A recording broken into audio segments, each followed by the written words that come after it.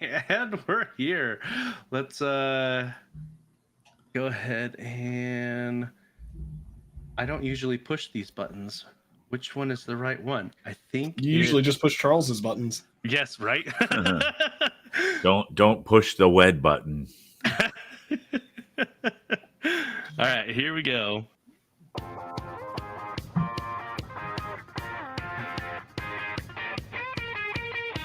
This is Wise and Nerdy, where fatherhood meets fandom, baby. Charles is still here somehow. Who let him talk? Charles.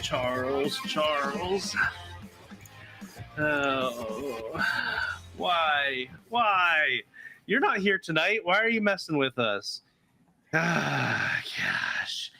But we have someone pretty awesome filling that seat tonight. We have the full run through with us. Nice. You've been on Wise and Nerdy before, yes? Only in speak pipes. Only in spirit. Pipes. Okay. Oh, I thought you were on one week when I wasn't around. Yeah, for some reason I was thinking you had been on once. I was on Be Awesome Together, and I was on Wait You Haven't Seen, but I don't, unless I'm completely forgetting, I don't think I've been here yet. Okay. Got it. And then, of course, we have the stalwart VO by Kurt. Hi, everybody. Sorry I missed last week. How'd it go? It went fine. Good. My wife, she sent me a bad dad joke today that she said we have to use next time Stoner Gump is on. Oh, okay. So I put it in the Discord, and I made sure to type in Stoner Gump so that I can just search for it next time he's on, assuming I remember. Awesome. But yeah. All right. Well, I suppose we should go ahead and start with time for the question of the week. Ooh. Yeah. So the question of the week is, which TV home do you wish you could live in? Oh. There's a lot of good TV homes. There are. Like, one of my first thoughts was the Fresh Prince of Bel-Air mansion. But not bad. Then I'd have to live near LA, and I don't think I want to do that. Right. No offense to people who love it out there, but it's not for me. It's really not. So my next thought, though, was the Wayne Manor.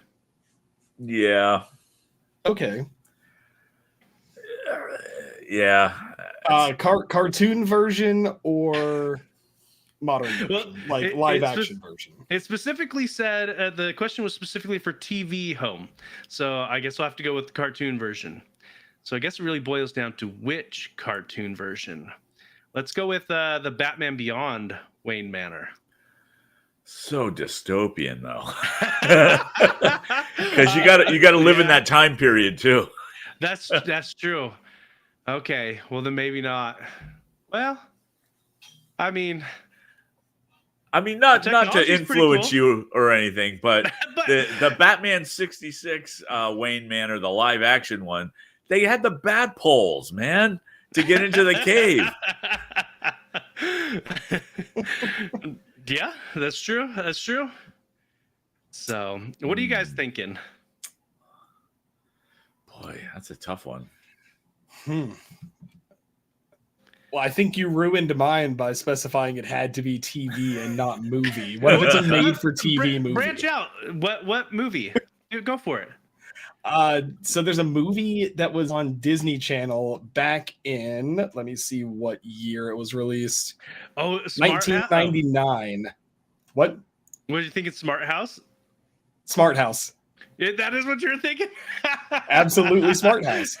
I mean, Kurt wasn't here, but for some reason, when I said something to Joe during like the pre-show, and Alexa over here started talking to me, and he was like, "Did Alexa just chime?" I was like, "Yes, let me put her on mute." But yeah, just for some reason, like I don't remember the movie details enough, and necessarily not even the house itself as far as like structure goes.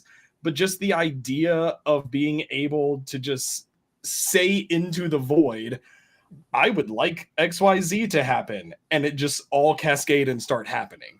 The only problem with that is that I do sort of remember eventually like the mom that was the smart house going like kind of Crazy. overbearing as far as like AI goes and like the AI overlords taking over. But if I could have it in like the before that time to just be able to say, you know, like turn on the lights, open the fridge, open the garage door. I like that concept. I will be the first one the AI overlords annihilate, though. Okay. This is a stretch. But it is a TV show, albeit streaming only. The Key House from Lock and Key. Okay. All right. Especially if it comes with the keys. Yes. I liked Lock and Key. I did too.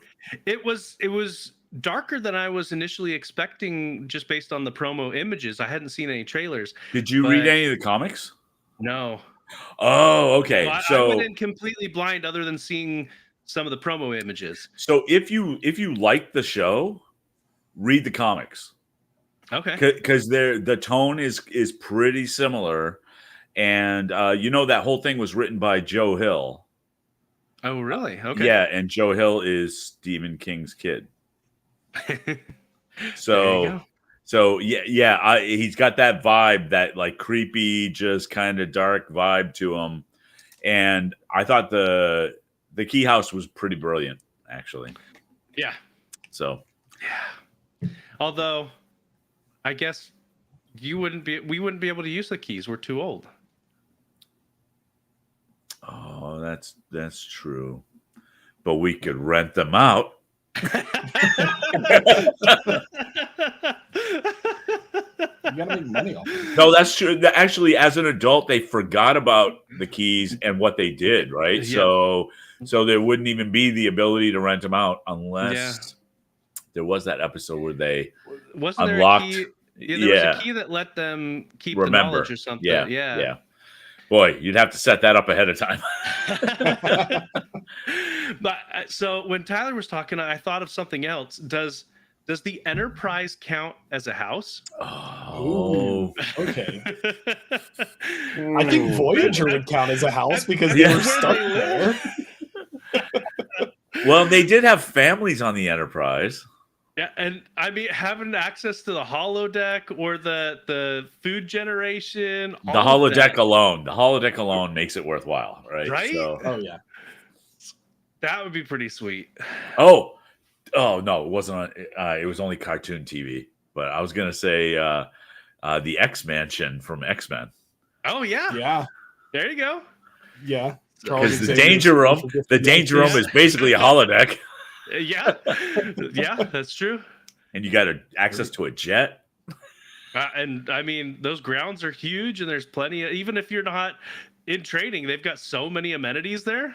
Sure, you might get attacked by a sentinel every now and then, but I mean, you just run. I mean, away only if you're a mutant, though. Like they wouldn't target you if you. Well, are you going to evict everybody who's living there already? Oh man. Kelsey Ard says Beast Castle from Beauty and the Beast for the library. Well, fair enough. That would be pretty nice. Y'all talking about? Oh, go ahead. I was just gonna say, especially after the curse is broken and it gets its facelift. Right. Did they have to buy all new furniture though? Like if your furniture is people.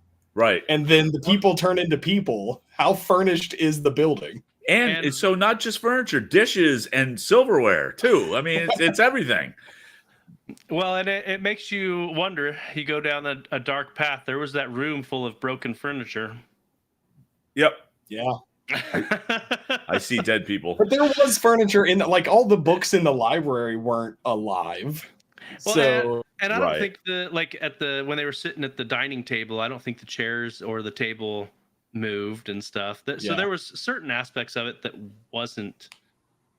Right. It's not like in that world, only things that got transformed were allowed to be furniture.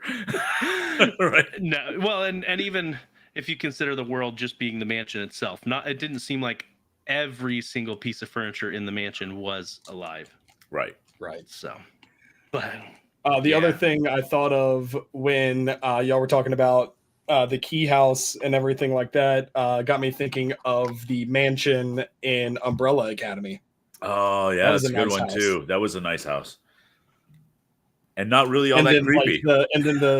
I think it was either the third. It was the second to last season, which was either the third or the fourth season. I don't remember, but they were in the like multi-dimensional hotel. Oh right, not the Dominion. Obsidian. Yeah, something like that. Yeah. Something like that. The Dominion was from. Oh, what was the name of that show? I don't know. It wasn't Quantum Leap. No, it was. I don't know. There was one of those dimensional travel shows. Oh, maybe Sliders.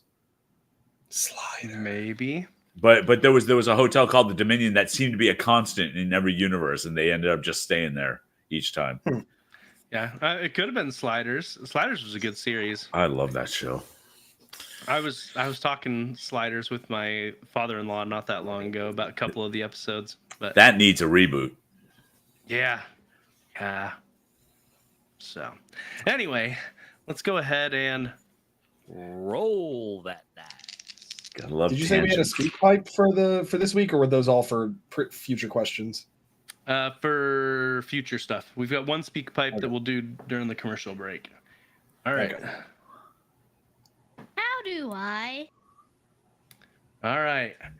How do I effectively communicate with those around me?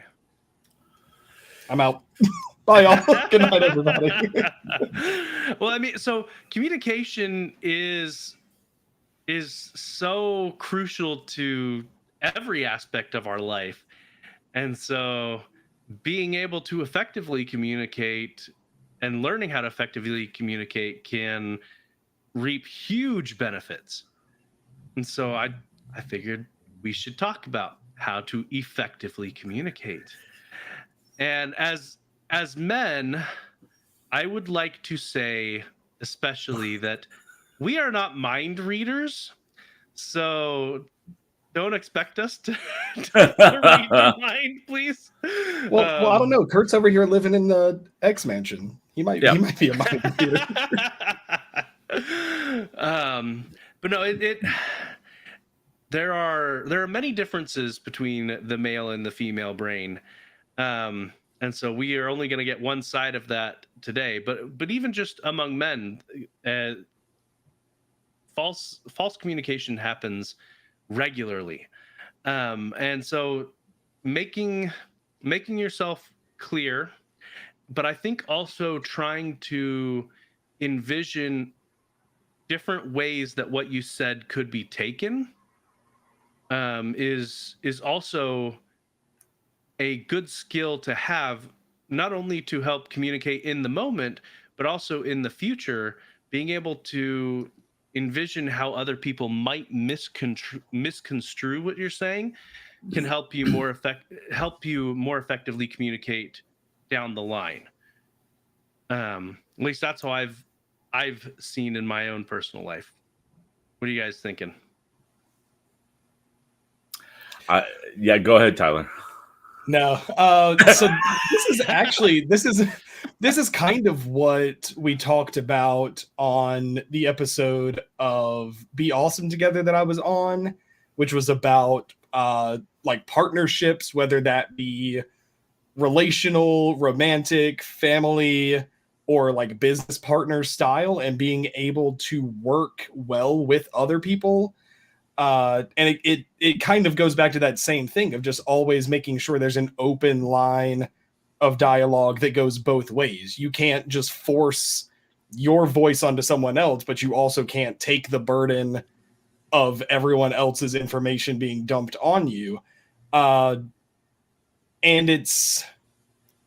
I didn't take a full course on it. I'm starting a semi-regular course on YouTube by the people that made SciShow and Crash Course. They started releasing like college level courses that you could either pay for or just watch on YouTube. And if you actually pay for it, you get a diploma in it. But one of them is actually on communication. And the first episode that I watched is kind of about reading body language more so than verbal language. And it's the ability to, no matter what you say, be able to get back what the other person is thinking. So, for example, I say that and both of you start nodding, which means I know that you're agreeing and you're engaged with what I'm saying. But then at the same time, we live in a very technological age where a lot of communication is done where you can't see the other person. It may be done where you can't even hear the other person. You're just communicating through devices that you can't always gauge tone, inflection, and meaning behind what those are saying. So I could send you the most offhand, like, hope you have a great day today. And if you're already in a bad mood, you might take that as a different way than what I actually mean it. So I think just being able to be clear and communicate that with someone else is the better way to do it. And going back to the reason that I was saying, nope, that's it, I'm out, goodbye, everyone, is because myself, my wife, and our 8-year-old all are on some varying level of the autistic spectrum. And people like us have a very hard time either expressing or reading how other people are communicating. And it's like our kid, he can't at all understand sarcasm. He does not get sarcasm at all. Like, I get that he's 8 years old, but even an 8-year-old, most of the time, if you say, oh no, bud, we're totally going to go and do whatever, they'll kind of catch on after a while. But there was literally one point where, like, we didn't get his food to him the moment that his schedule said it was supposed to. And he was like, am I not going to eat today? I was like, oh yeah, bud, we just decided to let you starve tonight. And he about lost it because his brain just couldn't process the fact of, oh, he's not serious about what he's saying. And I think, once again, going back to the fact of we live in a society now where that is a more common occurrence, like autism and ADHD and stuff like that is more common in my generation and lower, or at least it's more easily diagnosed and more openly spoken about. Right. Yeah. I don't want to keep rambling because that's also part of my ADHD. So I will let someone else go. What you made me think of is, have either of you seen the movie Timeline? With Paul Walker and I think Gerard I Butler. did years ago because I watch every time travel movie I can. But years ago, like when it came out, probably. Yeah, I should go and read the book. I've heard the book is much better than the movie. I have too. I've heard that too. Yeah. Generally how it works. But I really like that movie, but there is a scene where Gerard Butler and I don't know the actress's name. I've never seen her in anything else, but there's an actress and they're floating down a river and they're talking. And because he is using modern language, because they're both speaking English, but he's using modern sayings, modern phrases, she keeps misunderstanding. Like he's asking basically what her relationship status is, but he's using phrases like, are you seeing anyone? And she looks around into the woods like, no, I don't see anyone. and things like that. And so that is just one instance. Now that is because of a time issue, but also her primary language was French and her secondary language was English in that instance as well. But we run into that all the time, even just generationally. Yeah. The different kids are using different words now, and it will continue. Like, we use different words than our parents to say similar things. And that's just generationally, but there's also localization issues and things like that. It makes me think of Pokemon. During season 1, Brock made some onigiri or rice balls, however you want to call them. And the localization for the dub, he calls them jelly-filled donuts. And I'm like, those are not jelly-filled donuts. That's onigiri. But they changed it to jelly-filled donuts. Because at the time, hardly anybody knew what rice balls were. Yeah, exactly. Right. Yeah. Here in the U.S., that it wasn't much of a thing. But yeah, it's the language with how vital it is such an interesting concept just in general. Yeah. So I'm going to preface this by saying that in my daytime role, I'm a service manager for an IT company, and we have a team meeting every week, and one of my standing topics at the team meeting every week is communication.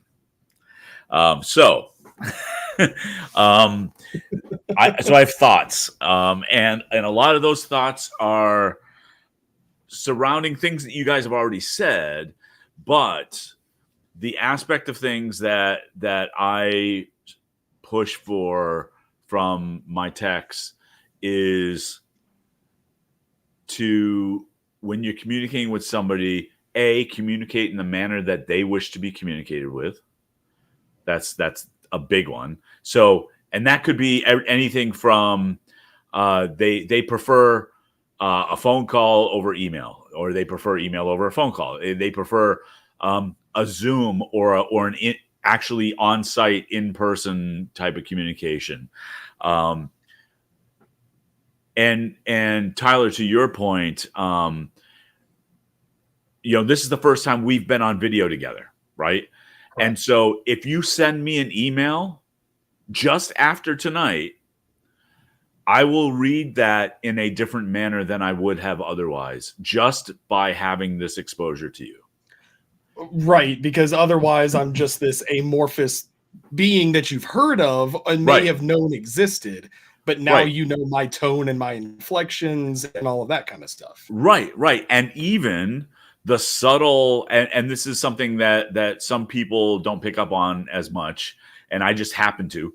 But the just the subtle mannerisms that affect the way that you speak and the way that you listen, because visually I can see that at times, and you even talked about that where we're nodding in acknowledgement and things like that. But just all of that serves our subconsciousness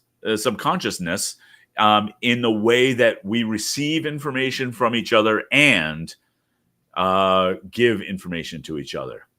If we are aware that that's important, because that's the other part of that, right?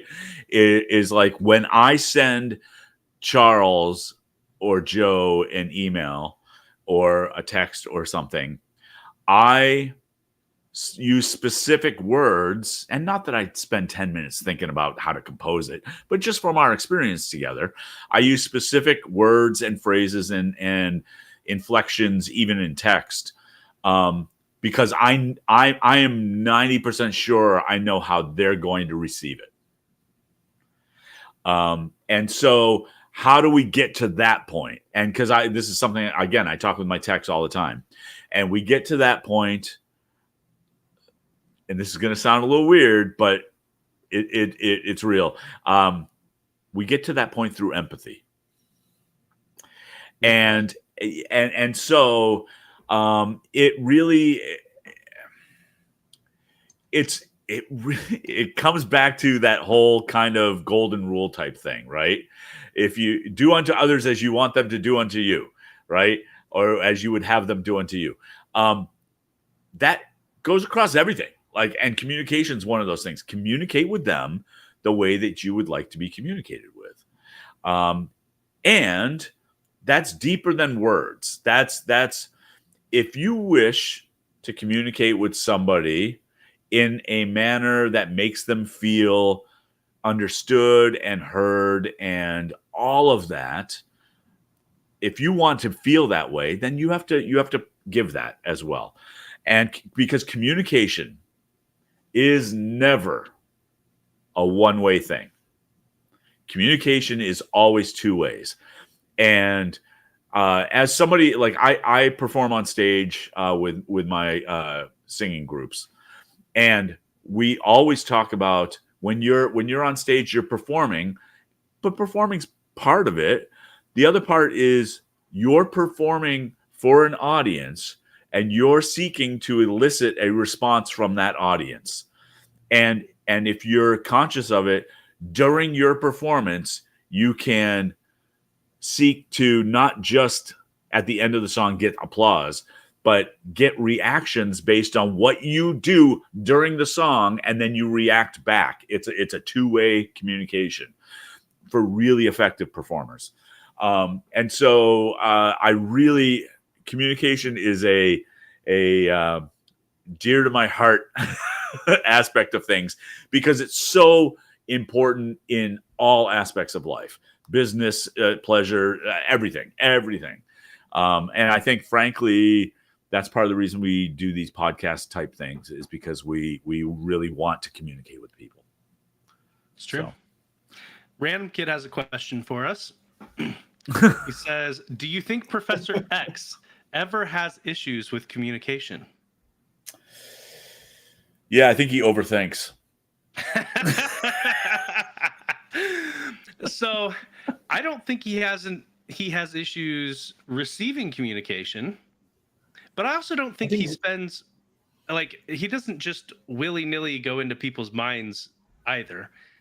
So I guess he could have issues in that regard, but I would assume, just based on the nature of his power, that because he's read so many minds, he would probably have more empathy in seeing where someone is coming from. And I would hope that would translate to him effectively communicating. But I have seen so many times in shows and movies where he doesn't always do the best job. So I have a theory about that, because I've thought about Professor X specifically. I think he blocks things off and comes off as sterile and cold, because otherwise it's overwhelming. Okay. Because if he truly communicates with people using his powers to understand what they're saying, but the real meaning behind it in the brain, it's too much. Like it's because the subtleties that happen, like people tell little white lies, not to harm or anything, but they just do. Well, now you have to deal with that, and you have to interpret that, and you have to just dig deep. And I would think that the feelings and all that information is kind of overload. Yeah. Well, and we have stray thoughts all the time. Yes. That doesn't mean we'll ever say or act upon them. And so he would get an unfiltered version of what you may never, ever do. And so it almost makes me think a little bit of Minority Report. Yeah. Precogs.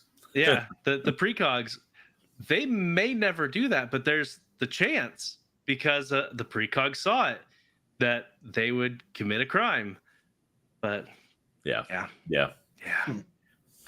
Well, that's been a good conversation, but I think it's time to roll that dice. Shut up, Mike. What are you nerding out about now? All right. The first one on here is Tyler's. You wanted to talk about a LARP event. Ooh. Yes. Specifically the one that I'm leaving for tomorrow. So I have been, I guess I could just nerd about LARP in general, but the reason I thought about it is because I'm leaving for one tomorrow. I have been LARPing in general for coming up on 7 or 10 years. It's hard to put it all together at this point, because everything blends together. I am part of a group now called Awakening. We are a medieval fantasy style LARP. So basically, the way that I explain it to people that don't grasp the idea of it is, it's theater like stage production theater meets the Renaissance Festival meets Dungeons and Dragons, but all in a Venn diagram that is a perfect circle.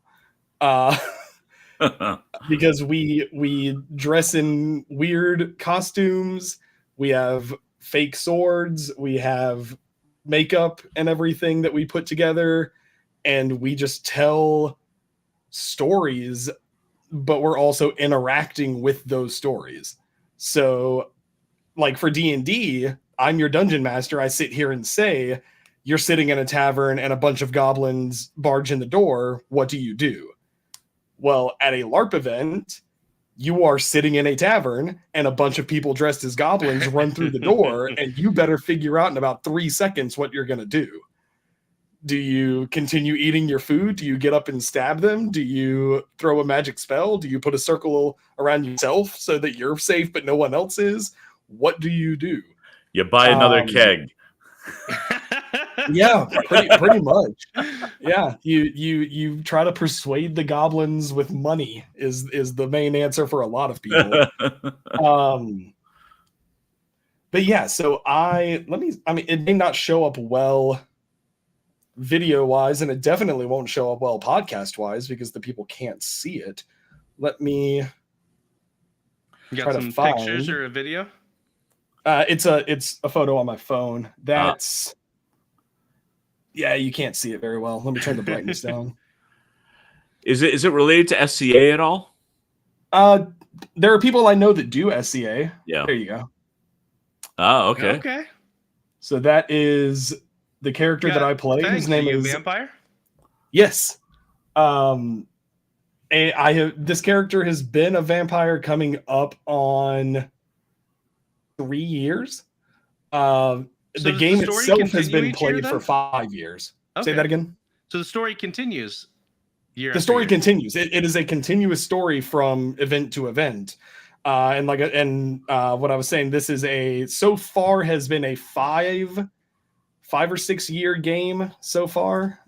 We started a little bit into where lockdown had been lifted, but some of our first few events we still had to wear like mask protection and everything.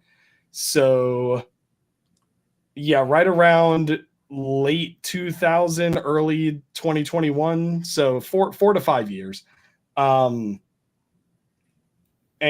yeah, so I am an elf is the race that I play, but specifically he is called a dusk elf, which are elves that within the world have been banished into caves and dark forests. So their skin is more pale. They've got like visible veins around their whatever, of like their face and arms and everything. And then, like I said, specifically a handful of years ago, I was turned into a vampire because I had a quest that I had to go on where we were fighting vampires, but the guy that gave us the quest told us, well, a vampire's not going to attack you if you are one. And I was like, absolutely, sign me up. Yes, please. I would like that. So your character started out as not a vampire. I started out as not a vampire. I started out as just a regular dusk elf. And you played as a dusk elf for a while.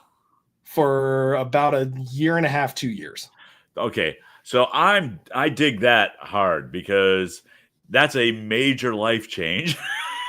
Yeah, it was a big shift in my character's storyline.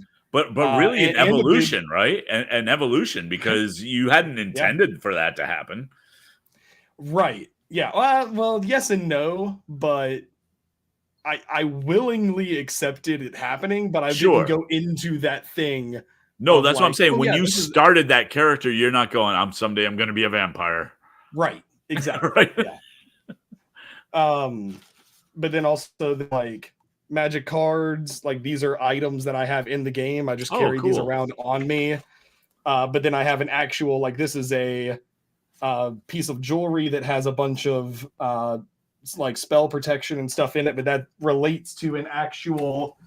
If I can grab it without ripping my headphones off of my. So then are there? I guess there's rules and everything surrounding this too. Oh yeah, Yeah, there's a whole rule book online. Are Is it there on are there this any vest? Yeah, there we go. dice involved or anything, or how do you So determine this piece of outcomes? jewelry is magical in the game. Okay. No, it is all live action. Like I said, if the goblins run in the door, you have to get up and fight those goblins. We have magic in the game. We have weapons in the game, but they are foam latex weapons. If you've been to the vendor's mart at DragonCon, there's a place called Frederick's Forge, and they make LARP safe weapons. Okay. So it's typically a piece of like very thin PVC pipe surrounded by EVA foam and then coated with like latex rubber. Okay. So it's soft on impact. You can't see them because the narrowness of the camera, but like right on the other side of this little door right here are two of my swords that I carry around. Oh, there we go. Hiya. Okay, cool. Yeah, so like I said, it doesn't translate well to podcast, but basically one is a solid black scimitar with a skull at the pommel, and the other is just like a silver short sword. Nice. Very nice. So do you guys play year-round, or is it just the once a year, or? We typically play once a month. Once a depending month? Depending on campsite availability and whether or not it's going to be god-awful hot in the state of Georgia. Fair enough. Like, for example, we don't have an event in July of this year, I think, because it's meant to get up to like the hundreds. What? So? Yeah. Me being a vampire with a full face painted whatever going out into the sun is not going to be good anyway. I'd love to play, guys, but I can only play at night. No, so legitimately though, funny thing that you say that. I can play during the day, but all of my stats are halved. Interesting. So my hit point total, my strength technically would be halved if I had strength on this character, but I don't because I'm not a super heavy like fighter. Yep. But yeah, so I do take detriments if I'm outside during the day, but then at the same time they buff and double if it's nightfall. Cool. So yeah, that's pretty awesome. It sounds like a lot of fun. It is. There are other LARPs out there. Like I said, we're specifically medieval fantasy, but there are other games that are sci-fi fantasy. There are games that are so like there's Exadune is one that's here in Georgia. It's kind of a steampunk sci-fi style. There's Dystopia Rising, which is a zombie apocalypse style. There's Pantheon that I've played a few times. That's a Greek mythology theme. I was a cult follower of Dionysus, so that was a fun one to play. But yeah, I mean, you can Google LARPs in my area, and I guarantee you something will come up. Yeah, I have friends up here in the Northeast that LARP, that was so far outside of my comfort zone when I was really actively doing fantasy gaming. I was just like, yeah, I'm good. I don't need to do that. But I had lots of friends that did. So yeah, fun. What about you, Joe? What are you nerding out about? I am nerding out about the Wheel of Time. Weird. I've never heard that before. This time, not the books. The new season has started airing, season 3. Right. I've watched the first 4 episodes. I don't know if the 5th one is out yet, but I watched the first 4. This season so far has been the best season. The first 2 were rocky, mostly because they decided to have a lot of their own twists on the source material. Okay. Some that completely changed the characterization of some of the main characters. So a lot of people were not so happy with some of those early changes, but it feels like they're trying to go back to more of the source material, and even some of the changes that they are making specifically to cut time are more understandable. So like for instance, it's very clear that they're taking two different magical items and merging them into one. Okay. And so it's just gonna be like this item will now double as functionally as what this item also did, type of thing. That's the kind of thing that would bug me.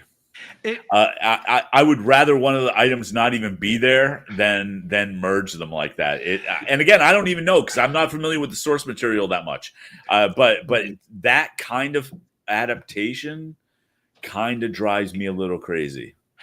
Like when they merge characters, make them one conglomerate character because they want to save budget, I guess. I don't know, but based on how these two items are used, it's fine for me. I'm sure other people would not be so happy about it because there is sufficient overlap in what they do that it makes sense. They have a couple of unique uses that are for themselves, but other than that, they have a lot of overlap on how they're used. But we're getting a lot more of the lore, which, having read the books, I already knew about it, but it's interesting to see how they envisioned it for the movie, and I'm liking it. For this season, I feel like they're getting back onto a better path with it. And you said this was the third season? This is the third season. I think I want to say I heard a rumor that they were guaranteed a certain number of seasons. Okay. Which makes sense that they would be guaranteed at least several seasons based on the fact that it's 15 books long. So yeah, you would hope. If someone's not familiar with the source material, is it worth watching, or do you need to know something? I think you'll have questions, but in general, I think you'll be fine.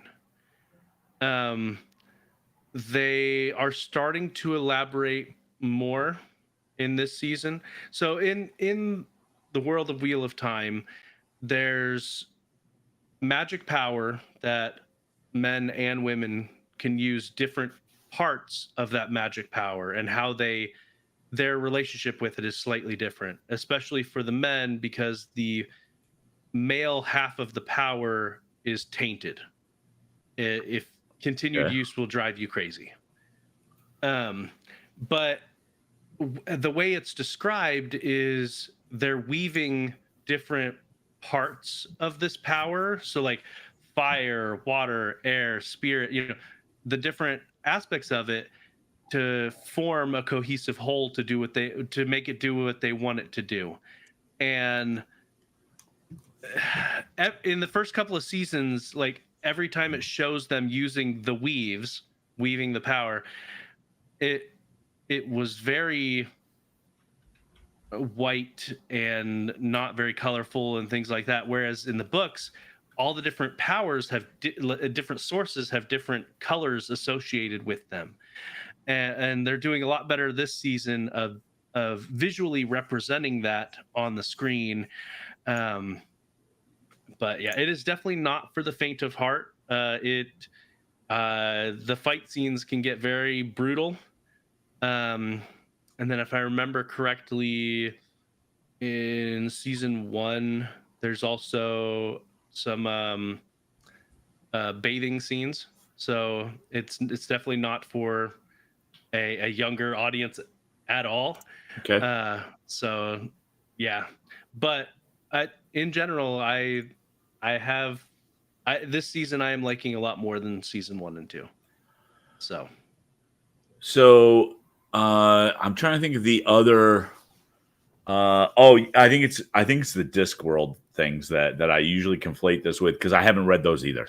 But isn't Discworld the one with Hogfather or Hogfeather? Hogfather? Hogfather. I haven't read Discworld, but Discworld, my understanding, just from tidbits here and there, is the one where It's the world turtle with Yeah. elephants that are holding up the world. Yep. So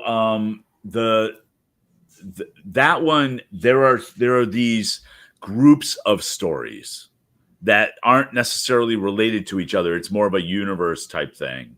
But there's so many books that it's just like I get into this weird, like, if I'm going to start a series, I want to start at the beginning and work my way through. And I think with Discworld, they have there's a whole bunch of people that say you should read them in this order. Well, you've already lost me. Like, you've already lost me if I have to keep track of the order and the books aren't numbered like 1 through whatever. With the Wheel of Time stuff, is it just like a linear story? Yes, there is one book that is a prequel. Okay. But the prequel is also skippable, in my opinion. It adds some context for 2 of the side characters. Okay. But other than that, it's rather skippable, in my opinion. But other than that, no, this is the order, period. I personally read them in release order, so I ended up reading the prequel as the 12th book, I think, or the 11th book, something like that. Okay. But yeah, the last 3 books are written by a different author because the original author died, but he wrote it with the original author's team and with the original author's notes. And well, that was the Brandon Sanderson books, right? Yes. Yeah. So Brandon Sanderson wrote them with the blessing of the original author's wife, who he asked his wife to find someone to finish the series. So basically with his blessing. Right. So, and by all accounts, did a great job. Yes. From everything that I've read. So, yeah. So I have a lot of them electronically. The Wheel of Times ones. I've got ebooks. So I may start in on those. Yeah. I talked about the books last week. There's some books, I think it's 7, 8, and 9, where the story, the pacing is off. The story doesn't progress very well, and the community often calls it those 3 books the slog, because it can be rough to get through, because these are not short books, and to not feel like the plot is moving forward can be rough. Yep. But is that due to just writing style changing, or was that when did the transition from authors happen?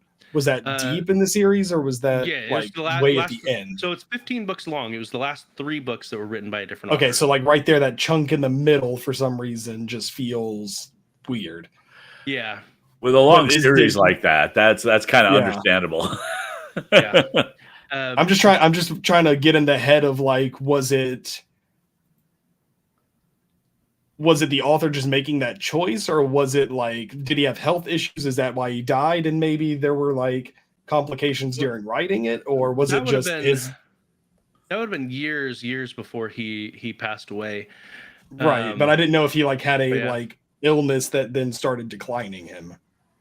No, I think it was just that's what he wanted. That's what he chose to do. Yeah. But yeah, no, it's a very good series. The one thing that I've heard a lot of people struggle with is the number of point of view characters, especially by the end.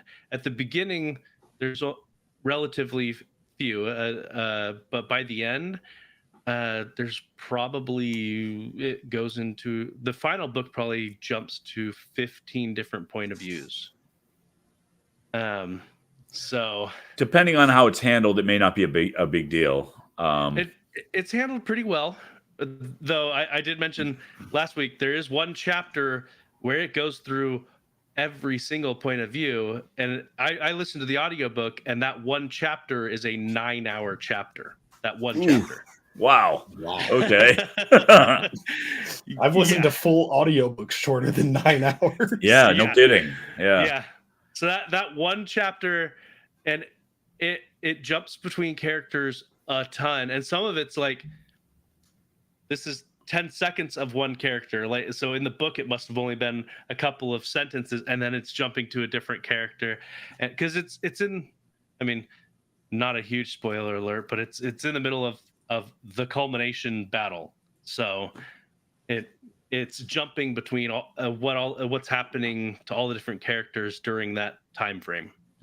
So he was But- watching the show 24 at the time of writing. Something like that, yeah. Talk about time travel. But anyway, what are you nerding out about, Kurt? All right. So, I've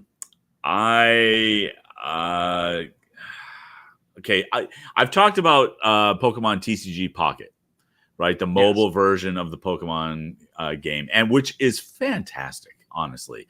But it's centered around there's battles, like you can play and create decks and everything, but it's really about collecting. It's really about getting all the cards. And they came out with a new pack this week called Shining Revelry. It just came out like yesterday. But that has kind of translated into the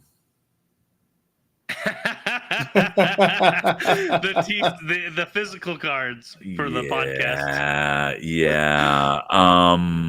So look, that's an expensive rabbit hole to go okay, down. all right. So here's how I'm. Here's on how top of 3D printing. On top. Oh, of... you don't even know. So I'm a collector at heart. So I at any given time probably collect 3 or 4 different things. Like it's a thing. I've collected coins, stamps, Hot Wheels, Matchbox cars. Well, I'll put those together. Hot Wheels and Matchbox cars. Matchbooks, bottle caps. When I was a kid, I've collected comic books, action figures, Happy Meal toys. So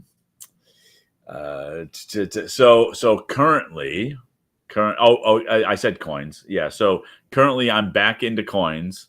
Primarily concentrating on pennies, because I'm trying to feed my collection aspect of things, but temper it a little bit.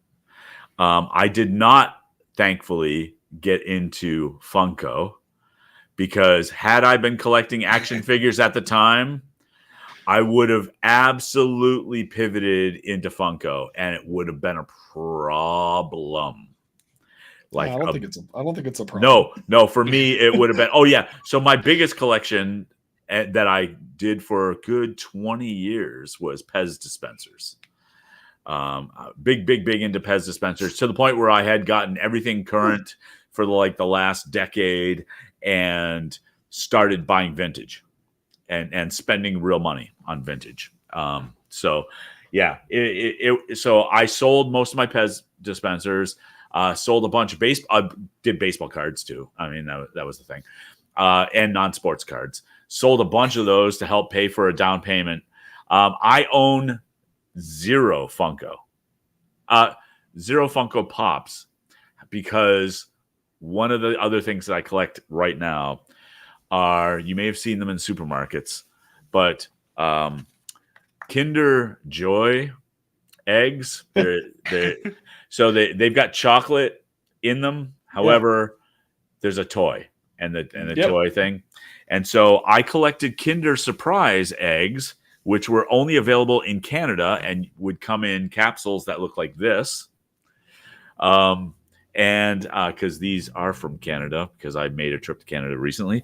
And so I do collect Kinder again. Don't have a lot of my old collection, but I'm rebuilding that, sort of. So I collect. I'm a collector, and I love. Did my video just blank out? You froze, but I can You still hear froze, but it didn't until you said that. Yeah, so my camera just went off. So let me see. you. Okay. Yeah, Well, that's while you're doing that, I guess Random Kid was asking what I was even showing. So I'll go grab that real quick. This little Batman right here, if you can see it, he came out of a Kinder Egg. It was a Funko Kinder Egg. Oh yeah, so that's why I was talking about Funko, because they came out with a Funko DC subset and a Harry Potter, a Funko Harry Potter set. The Hobbit, I've had that set. The same Hobbit pet Yes, set? yes. For some reason, my camera is not working. Yeah, Kurt's over here, man. It's not easy being green. He's over there green with envy. See if that works. This is I looked it up because any Funko Pop that I buy, there's an app that you can scan. Yep. This is $1,219 worth of Funko Pops. Oh, All right. that is not a small amount of Funko Pops. It's not a small amount, but they also, it doesn't necessarily go by store value. It goes by like collector value. So Yes. I don't know how much I've spent on Yeah, not all how of much this, you and also some of spent. them were gifts, but like one of them, this Thomas Jefferson right here, I may have bought him for like $20, but on the app it says 45. So he's apparently gone up in value. Ah, okay. Yeah, My most apparently. valuable one is this guy, this V for Vendetta, all the way up here at the top. Nice. He's at the top for a reason. There's a story behind him, but I'll let Kurt try to get his stuff going. Yeah, I'm gonna have to. I think I'm just gonna have to refresh this web page. So, All right. because it's not even the hardware's working now, but it's not seeing it. So just a All second. right. Well, then we will roll and go to the next, I guess. Or should we wait for him to talk about? So he was nerding out about Pokemon TCG and Pocket and starting that brand new collection. He was going to start telling us how he was going about it. I don't know if he's trying to. I wonder if he's trying to resell some of the ones that are hard to find. I've seen a lot of Facebook shorts and stuff of people bashing on the resellers who show up and empty the store. That kind of seems to be the big thing now, is that like a lot of people aren't, because like when I was a kid growing up with Pokemon cards, we played. Like we sat there and like we got them out. They were like, I was on a sidewalk at school scraping cards against like mats while playing. Like if you looked at my Pokemon card collection right now, you look at it from the side brick, it is wavy, it is brown, it is whatever. They are but you get people now that are like, I'm going to pull this out of the package with tweezers so that it is never touched by human hand. I've got, and then I'm going to gloves, slide it into the it'll sleeve be and then sell it for $100. You know, I've got a bunch of my old cards. They're not in the best of condition, but like, right. There we go. Yeah, like, that's my point though. These You are a bunch of the used ones them from the movie. Actually, these top ones from. I have that Pikachu somewhere. Yeah, I think I have every one of those cards. Like I suspect, and I've never actually priced these out, but I suspect my most valuable one. It's a limited edition Venusaur. It's not. I mean, it's from the base set, but yeah. Yeah, my video decided not to work. I don't know what's going on. All right. Yeah, so you can take my frame out of there, and I'll just keep on going with the audio. Yeah, because all in all, now you're just another brick in the wall. Yep, exactly.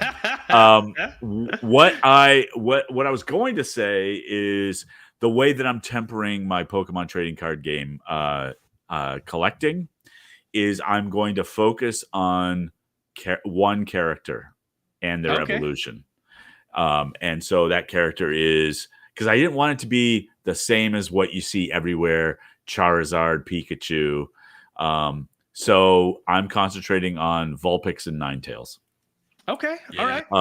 And because I wanted from the original base set too. I didn't want one of the newer gen ones because I wanted there to be enough cards to make it interesting. And so I only have 2 right now, with all the ones that I bought. I will confess that I bought some Elite Trainer boxes from the local Pokemon vending machine that I'm going to resell. Yep, that's a nice Ninetale hollow. Yep, Base set Ninetales. yep, yeah. So if you've not appraised those yet, you might want you might want to wait, just because you might feel driven to sell them. Otherwise, base set, and particularly if you have any first edition base set stuff, it's going for stupid money right now. Yeah, they're not in the best condition. Like if I got them rated, Yeah, I'm guessing most of mine would be like 3 or 4s. yeah, but still, I mean, if you go on TCG Player or price charting, you'll see even for ungraded, some of the prices are nutty. So I'm sitting on right now. So the newest set until tomorrow is Prismatic Evolutions, which is surrounding the Evolutions, and those the Evolutions people. Yeah, they go nuts. They go nuts over them. Yeah. So this set, well, the Elite Trainer boxes, which basically retail for $50 or so, are easily going online right now for $150 without even a blink. And it just came out a month or 6 weeks ago. I was telling Tyler while you were gone that I've seen a bunch of Facebook shorts of scalpers just clearing the shelves and stuff. So, dude, we have 3 new Pokemon vending machines in our town. And I walked into a supermarket that had one in the afternoon, and they had stock in the machine. There was one scalper that was buying 57 boxes out of the vending machine. Now, what they've done to combat that is the people running the vending machines are throttling them. They're basically saying you can buy multiple packs, but if you're buying boxes, whether it's a booster bundle or an ETB or a 10, you're allowed 2 boxes. Period. End of story. And then it shows up as out of stock. And then after a time, it replenishes, which at least gives people a fighting chance. Because it has a cooldown. Yes. Yeah. And they don't tell you what the cooldown is either. I wonder if they switched cards, if they could bypass it. No, because it's actually because a new person can walk up and it's still out of stock. Oh, okay. It's time locked. Because that's how you get away with the card thing. You get around the card thing. So it's time locked. And so you just have to hit it at the right time. So I'm sitting on these Prismatic Evolutions Elite Trainer boxes, and I desperately want to rip into one of them because some of the hits in there are gorgeous. But it's just cash to feed the hobby. So I do have some things. I've already got a couple of things I'm going to get graded because it's worth grading, but not a lot. Yeah, that's my nerding out right now. All right. Well, let's go ahead and roll that dice. All right. I'm going to pull an audible. I'm going to do what I want to do on this. A commercial break would be good right now. We'll do. Let's get some cash. Let's get paid. That's right. We'll do a short commercial break, and then we'll get to getting. Let's click this one. Coming in hot. Tyler, where can they find you out in the ether? Out in the ether, you can find me at TheFullRunThrough on just about everything. If you search that, and then on YouTube, if you search my channel, B Sky, twitter.com/TheFullRunThrough, I think is how they format their stuff. Linktree, however their weird formatting is, it's like linktr.ee or something Yep. like that. Yep. /TheFullRunThrough. You can find all of my stuff. I am very close to wrapping up my FTB Skies series. I know that Joe has watched a little bit of that and has actually mentioned it on here before. I'm very close. I'm at that point now, though, where a lot of the stuff that I'm working on is all just grinding because I have to make like 1,000 of this item, 100 of this item, whatever, and it's hard to do that on camera. I just set everything to auto process and just click go, and then I walk away from my computer. So it's hard to finalize those last probably like 5 or 10 episodes, but we're close. And then I don't know what I'm moving on to next. So subscribe and find out what I move on to next. There you go. There you go. As far as us go, if you head on over to Linktree/wise_n_nerdy, you can find out all kinds of different things. You can hop in our Discord. And then our website is wiseandnerdy.com, and you can go to wiseandnerdy.com/calldad to leave a speak pipe. And we do indeed have a speak pipe for tonight. Let's make sure I play the correct one. It is this one from DevoSite.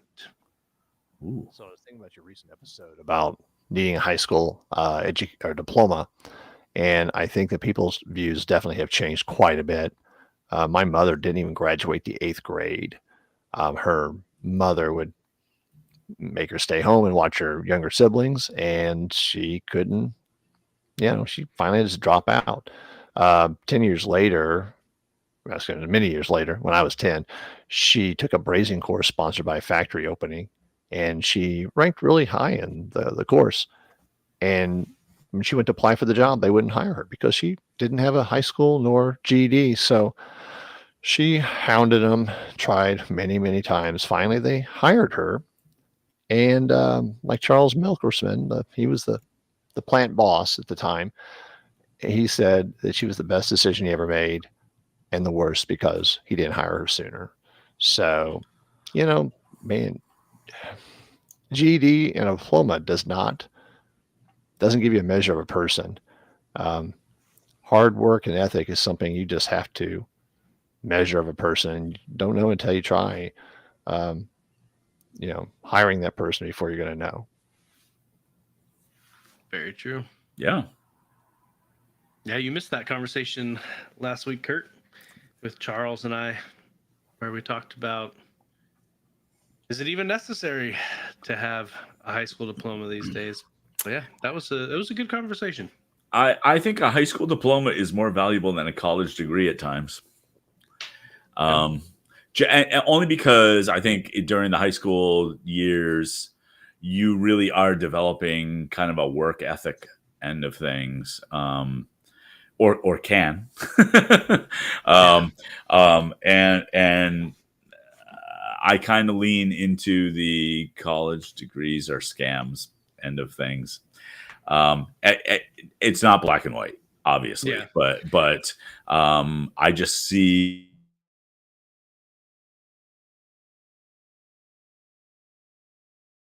I've interviewed them, people in the tech industry with a college degree in a specific thing. And they go, I just found out I could add a video card to my computer. I didn't even know you could do that. And I'm like, what? What are you even talking about? Like, it's shocking at times. Yeah, there's definitely some, how do I want to phrase this? Misplaced over-education. Yes. I think that's what I'll go with. You know who I think's got it right is Mike Rowe. Yeah, the Dirty Jobs guy. The Dirty Jobs guy. He is a huge advocate for vocational education, and because our blue collar jobs we're really having a hard time filling them. because people are just not going into those industries anymore. But Well, it's the stigma. People look It down is. on them. yeah, all the while the plumber's pulling in like 6 figures big. Yeah. Right? So yeah. But if you wanted to join our conversation, like I said, wisenerdy.com/calldad, our April 17th episode, the question of the week is going to be, if you had to survive in a video game world for a month, which one would you choose? Oh, we can't answer now, right? Nope. Gotta think on it. 7 days to die. No. That way I get out before the month is over. Resident Evil. Oh, man. Deep Rock Galactic.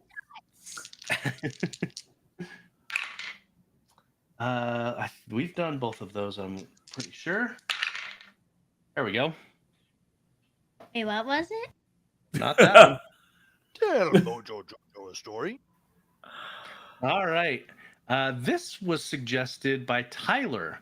Tell me a story about the paranormal. So, Tyler, you suggested. I assume you got something good for us. Yeah, so I kind of didn't realize it was going to be the story for all of us to tell, but sure. Gather around the campfire, kids. No, so going back, the reason this also jumped to mind is because of me going to the LARP event, because one of the weirdest, what I would define as paranormal events happened at a LARP event for me. And to just open the gates on it, on the fact of like, I don't believe in any afterlife on Earth, out of whatever kind of thing. I think there are weird things here that we can't fully grasp. And I think that in some ways, time is not a straight line. It's more of like an overlapping kind of like the episode of Voyager I watched the other night, where there's like the split universe of Voyagers on top of each other. I think that's constantly happening to an extent. So what happened in this event, this one case, was we were out at a campsite called Hard Labor Creek, and it is said to be one of the most haunted state parks, at least in the state of Georgia. I don't know about globally or United States wise, but specifically in the Southeast, it's well known. It was like a penal colony. It's called hard labor specifically for the reason of the people that built it were prisoners working hard labor to build the campsite. So this is around October, November, because it was our big like Halloween event, and either the event before or after, so it was around the fall. But I had to show up late to the event because I had to work until like super late Friday night. So when I showed up, things were already happening.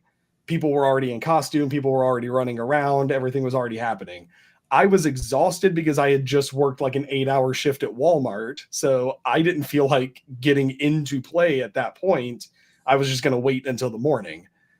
So I pull in, and the cabin that I mainly sleep in was full. So I had nowhere to actually sleep. So I decided I'm just going to stay in my car. I'm just going to sleep for a few hours in my car, recharge the battery in my brain, then maybe decide whether or not I want to actually do anything. So I'm in my car. I crack the windows enough that I don't suffocate myself. And then I lean the seat back, turn all the lights off in the car. So it is a campsite. So we're out in the woods. There's not street lamps. There are a few around, but there wasn't specifically where I'm at. And then I am laying there. It's pitch dark. A couple of minutes, couple of hours, I don't even know, go by. I get this weird, eerie feeling that like something is watching me. Like, you know, that feeling you get if either like someone's just staring at you for too long, or you're in a place in the dark alone and you just know there's something kind of there. So I kind of lean the seat up a little bit and I'm just looking around. I look out the front window of the car and it is pitch black on the other side of the car. Like I'm looking directly at a group of cabins and I know that those cabins are there, but it's just pitch black and I can see the outlines of stuff. Well, I also, instead of seeing the outlines of buildings, I also see the outline of what looks a silhouette of a person standing at the foot or the hood of my car. And then in my brain, I'm like, oh, well, it's probably a player. They're probably just over here. Because this is also kind of like the smokers area where people can get away from everybody so that they're not smoking in people's faces. And I was like, so I'm just going to, get out and maybe tell this person, hey, there is actually someone sitting over here.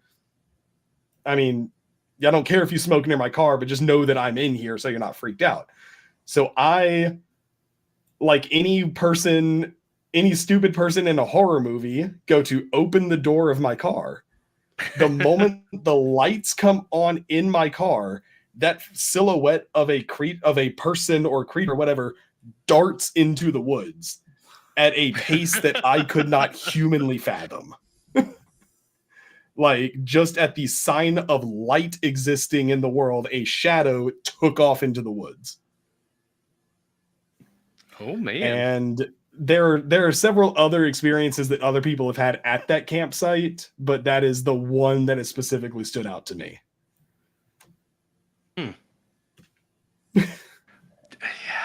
I personally do believe in ghosts, but I have not seen anything like that. my wife. I am sorry I have startled your wife.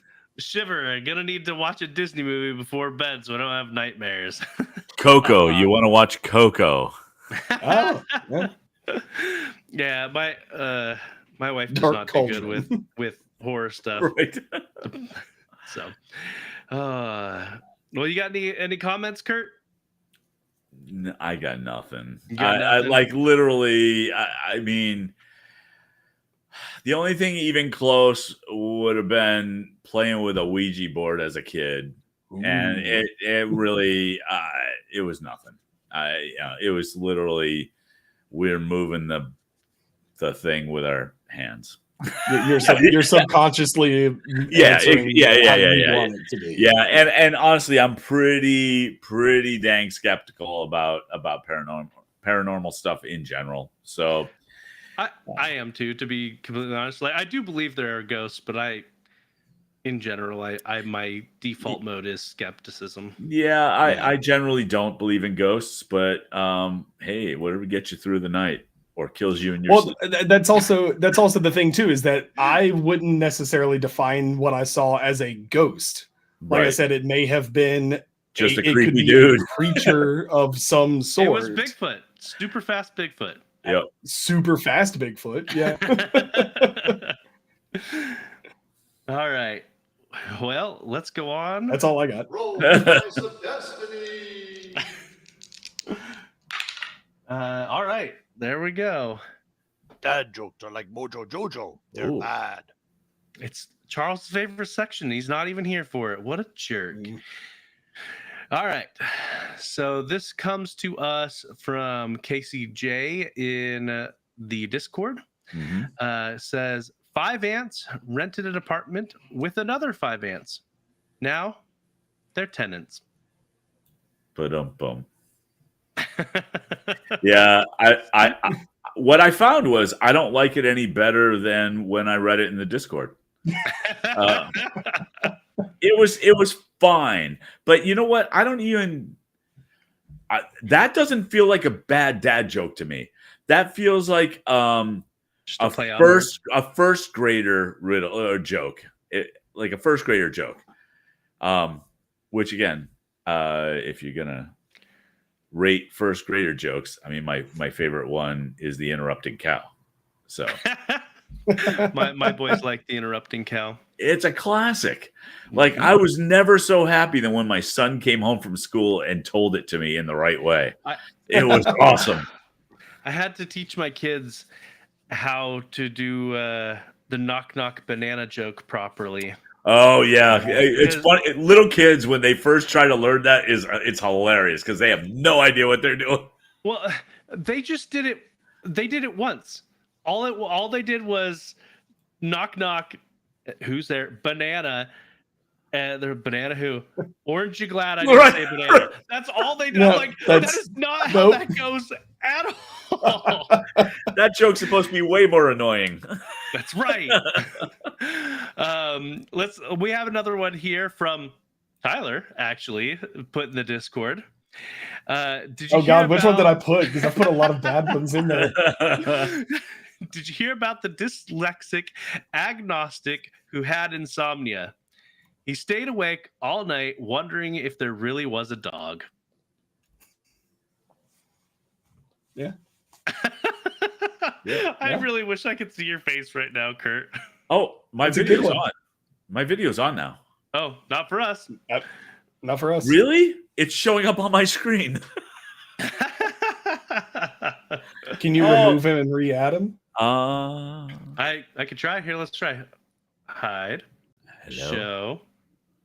No. Nope. I see a box where you should be, and I see your tag. Your another brick tag. on the wall. Well, hold on. Now that it's working for me, let me try stopping my video and I'll restart it. Okay. Stop. Do you see a little face? I see a little, with a blue circle. Yeah. Mm-hmm. No.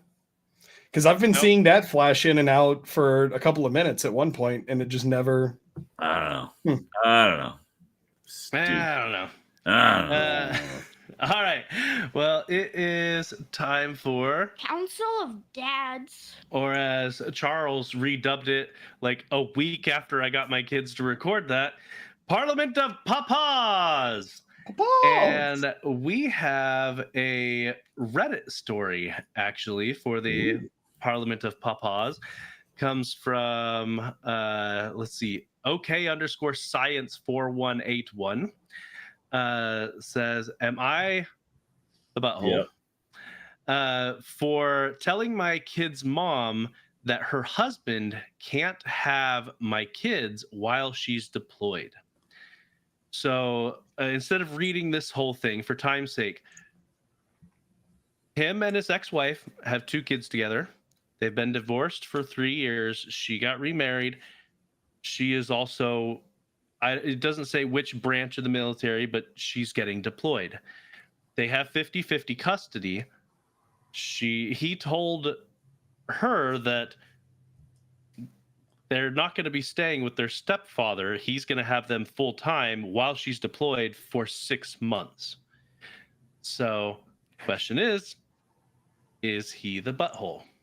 Because the stepfather, who again has only known them for a couple of years. Well, I guess they've only been married for a couple of years.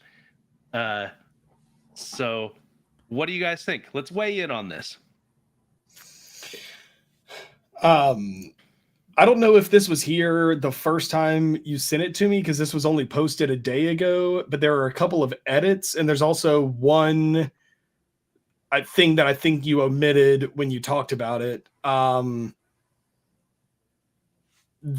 According to this, it says at the bottom, I want to add our custody agreement even states I get them if she deploys and we live in California.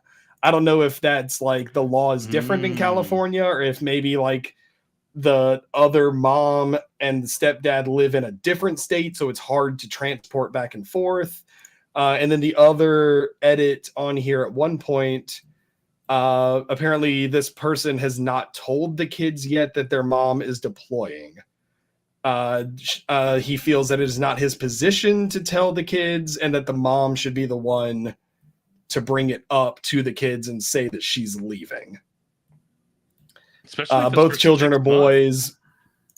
Yeah. So I can kind of step in on this a little bit as someone who is married to someone with a child with joint custody. Who is a stepfather. I don't feel, I'm not saying that I'm an expert on this. I'm just saying from my own standpoint, I'm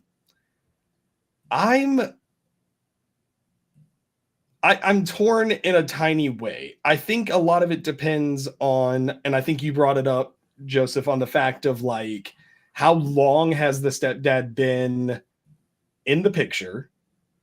Like how close is their relationship between the kids and the stepdad that would be the only parent while the mom is deployed for 6 months? And 50-50 custody, you could then also just clarify on the fact of it's probably 50 months alternating weeks or weekends or alternating months or however they do it. With us, it's every other weekend. Our son's dad gets him, his biological dad, and then we get him throughout the week. So it's Monday through Friday, we have him, and then every other weekend we take him to his stepdad on Friday. Okay. And then we get him back Sunday. So in your instance, the biological father sees them 52 days of the year, basically, because it's 26 weekends. Yeah, give or take, maybe because on some school breaks maybe, he might get him. On during the school year, it's definitely that alternating weekend. During the summer, he might get him for an extra weekend or an extra week, or over Christmas breaks, he gets a few extra days. That kind of deal. Okay. So let me put myself in probably the stepfather's shoes, since is what I am. I personally don't.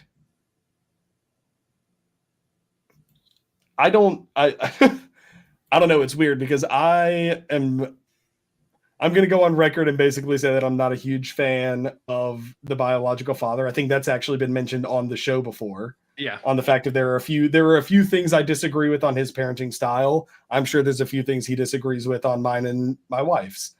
So he's also now remarried,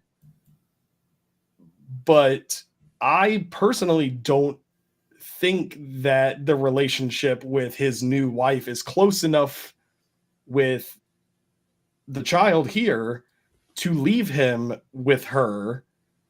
Yeah, with her alone. If the father is not around. What was was the time period again?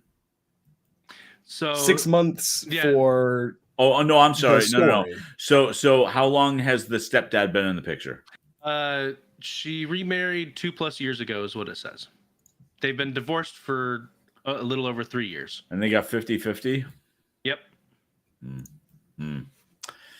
Because I'm with you, Tyler, on the 6 months for the new stepmom type of situation, and then leaving for a 6-month deployment. That's a little weird. Like the kid barely knows the other person at this point. Yeah, but 2 years, not.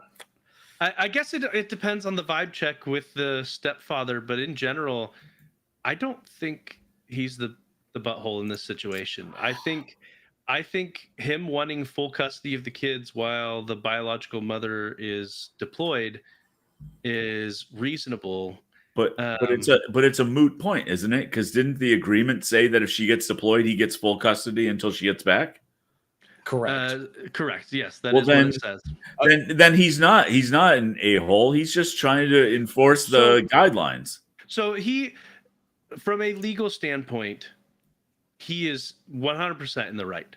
He's just wondering from a moral standpoint if he's pushing too hard, because he's worried that he's pushing too hard. He just wants other perspectives. My wife puts up here, I have trust issues, so that would be super hard for me. The situation needs more details. Yeah, so we'd have to know how well. Ultimately, I think if I let them have any time, it definitely wouldn't be 50-50 with the stepfather. I think I would, after the mom broke the news to the kids, I think I would want to talk to them to get their opinions so that I would have a better informed decision to make. Yeah, how old are these kids? That's the other part. The kids are 9 and 11. Yep, 9 and 11. Okay, the So technically 11-year-old. not even Yeah. not even, I wouldn't say not old enough to make the decision mentally, and I guess morally isn't the word that I'm trying to use, but it's the closest I can get to. Justifiably, they could Yeah. make the decision, but legally they wouldn't be able to make the decision. Yeah. Because at least here in Georgia, which I don't know, like I said, they're in California, but I mean, minors are under 18 Right. and can't legally make decisions for themselves.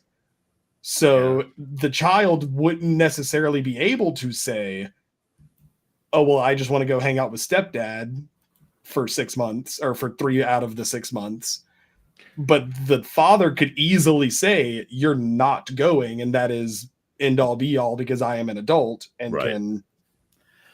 Yeah. So if he's at all feeling like an a-hole on this, what I might say is, all right, how about this? How about you go spend a weekend per month with your stepdad, and we see how that goes. Yeah. Yeah.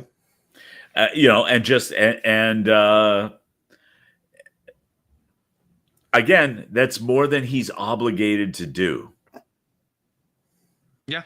Right. It is. And look, if I'm and Joe, put yourself in this situation as well. If they're my kids, right? They're my kids. And if I'm being faced with their mom is going away and the kids stay with their stepdad, I'm probably going to say, no, I don't want that. I mean, just on the surface of it, because he may be great, but I'm their dad, regardless of the other relationship. And I like what a random kid here put in the chat. Set up visits for the stepdad. So instead of letting him have any kind of custody, if that's not what he wants to do, he could still set up times where the stepdad could come visit, assuming the stepdad even wants to. Because as far as the post goes, that's the thing too, is that we don't have the stepdad's opinion. Yeah, he's only talked about it with the ex-wife, and the ex-wife is the one that's pushing for it. Who says the stepdad even wants that responsibility? We don't know enough about the relationship that the poster has with the stepfather, or what the relationship the kids have with the stepfather. And I think that would help provide context for it. But I agree with you, Kurt, that ultimately, if there's any kind of hesitancy to leave them alone with the stepdad, don't do it. It's his legal right not to do it. Don't do it. Yeah, I think we came up with the answer. I think that he is not the a-hole for telling his kids that. He's the a-hole for not giving us enough details to make a better decision. I love it. I love it. That is the most Charles answer I've heard. For someone that's not here. Right. I would also just say, like I said, from a stepfather's perspective, on the fact of I've been in our kid's life for a couple of years, but I mentioned earlier that he's got development issues on the autism spectrum. He's functioning in society enough, but there are some things that he needs that if I'm left alone with him, I blank and I have no idea what to do. So I think a lot of it does also depend on the capabilities of this stepfather. Because like I personally, I don't know that I would feel comfortable for 3 out of 6 months taking care of my wife's biological son, my stepson, because I personally just don't feel confident in myself enough to do it. But like you said, we don't have enough perspective from everybody in the story in this post. So right. Yeah. It's just the other thing that this really magnifies, though, is that communication. Well, yes, but divorce is tough and messy. Yes. It just is, right? And even with the best of intentions. Yep. So, and You, Charles, and I, we don't have any experience in that field, and I never intend to. So, Agreed. But I don't think anybody intends to anyway. Well, I would like to say that I agree, but I think there's too many people that are willing to keep that option open. Yeah, you're probably right. I don't know. So, I've got very strong feelings, but that's not the question of the week. That's right. The consensus is he is not the butthole for wanting to keep his kids. And with that,